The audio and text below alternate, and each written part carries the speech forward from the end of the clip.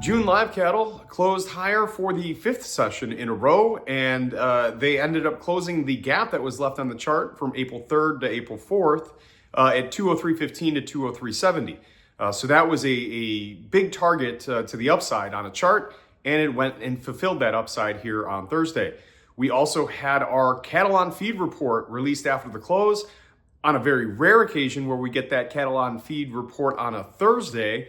Always at the end of the week, always after the close. So we have to now wait 3 days till Monday to actually trade that. But I'm going to say it was pretty close to expectations, maybe slightly bearish on the placements number. I'll get into that here now. Cattle on feed year over year at 98%. The trade expectations, the average trade expectations, were 98.2. So really very close to the trade guesses. Placements were at 105%. That's a big increase month over month. And a lot of that has to do with what's going on with the border of Mexico.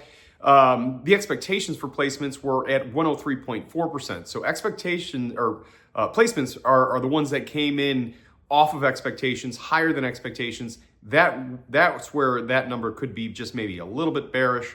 But the marketing's number came in at 101%. The trade expectation there was 100.6, so maybe just slightly higher than expectations. That would be maybe slightly bullish. But overall, I think if you look at it as a whole, it's really very neutral, if not a little bit bearish from that placements number.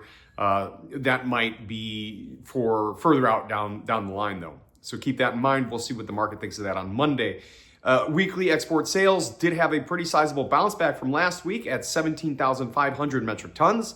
That's up 47% week over week, and it's actually up 78% for the 4-week average. So pretty good week there for export sales. Lots going on for the live cattle market and the bigger, broader picture. So a lot going on for next week. Everybody stay tuned and you stay safe.